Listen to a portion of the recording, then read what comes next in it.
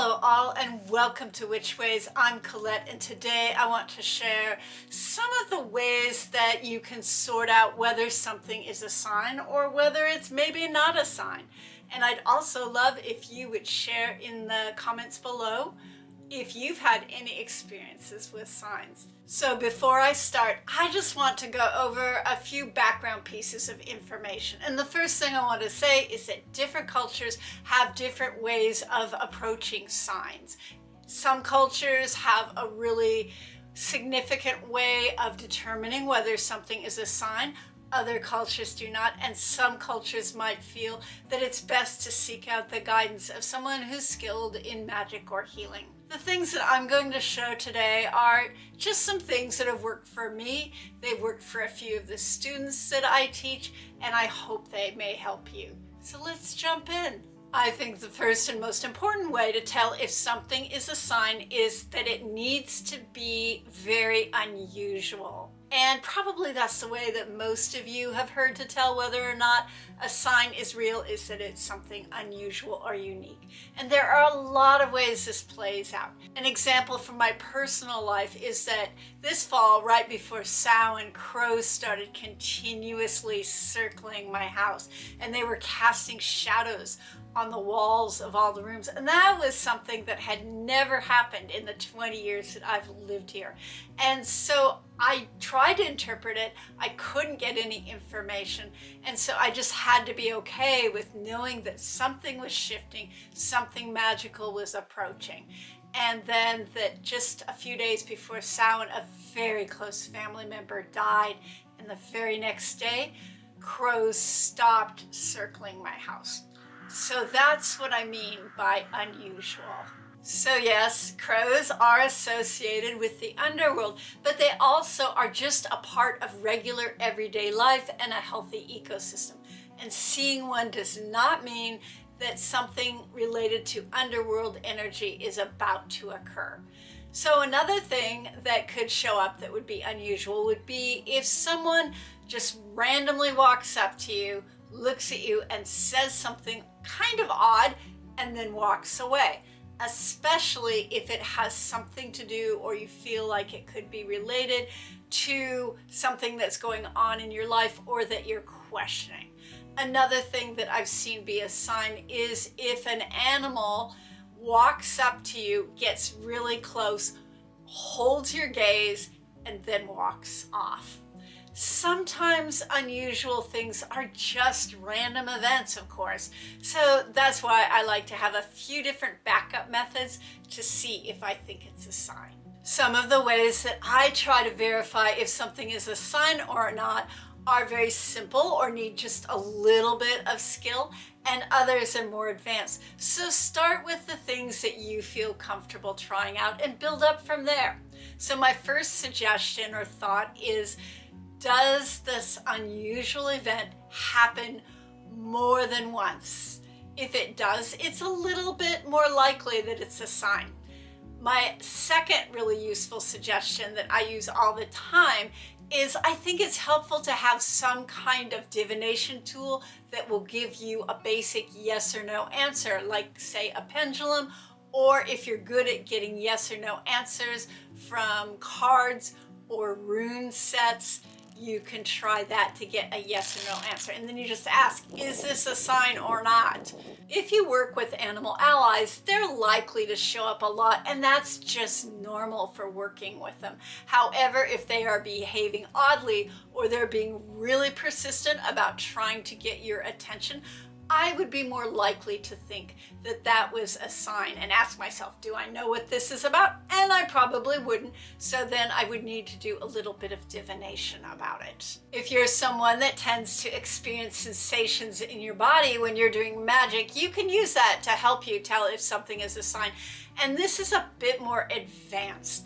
For myself, one of the ways I tell when magic is around is that I tend to feel a little softer, a little more fluid perhaps, or maybe colors are a little brighter.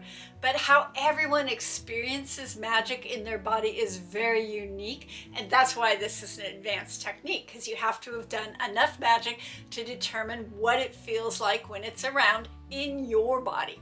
So If you see something that you think is a sign and you experience a magical sensation in your body, it's a bit more likely to be a sign. A really common one is the hair standing up on your arms or your neck, but sensations in the presence of magic can feel very different to anyone. Another idea for those of you who are a bit more experienced with magic is to try and surrender to it.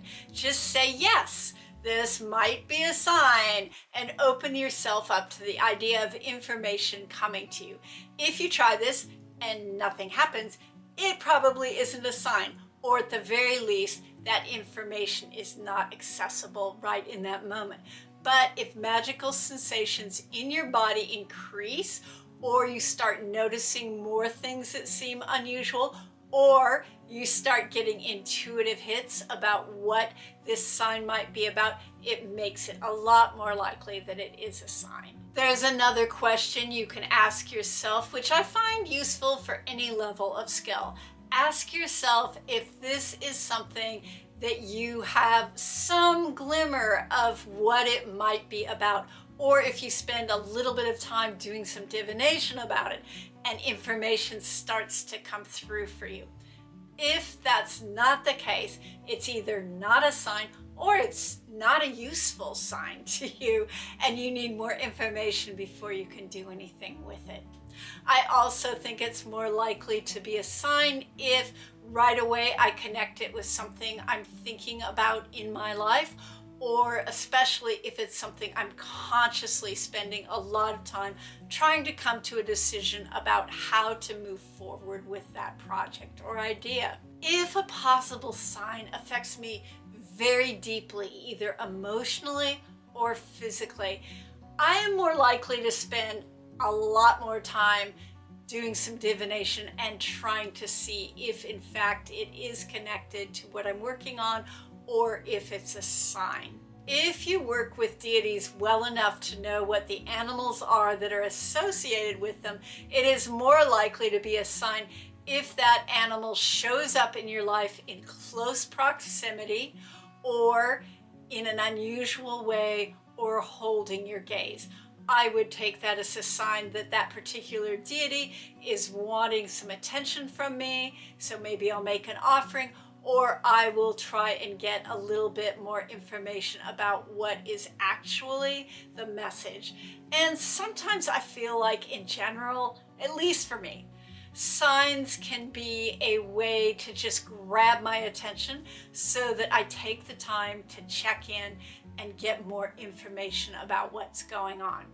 I also really work a lot with the does it feel urgent and immediate? If so, I stop and assess where I am and what I'm doing. If it feels neutral or pleasant, then I might just take the time to proceed forward, go home, and do some divination. It's really common for us to start overthinking whether or not something is a sign. So maybe just try being okay with not knowing whether it's a sign or not, and then write it down and see what happens later. Also remember to just be gentle on yourself, and remember that this is a skill that takes time to learn. It's like learning a new language to figure out the information that comes from signs, what they're trying to tell you, and whether it's an actual sign or something random. I also feel like signs and symbols are very personal to you and your culture. So try checking in with what something might mean to you, your associations and memories with it, rather than just looking online. My belief in general is that the spirit world tries to talk to you in ways that they think you will understand.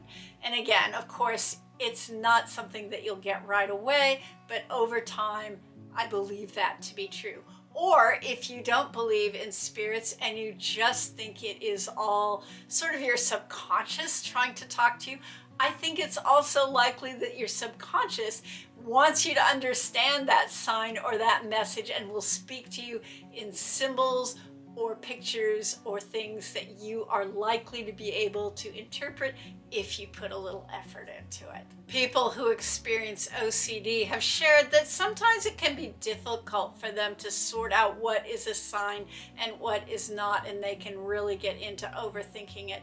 And in fact, I had someone ask me that in a Q&A session I did.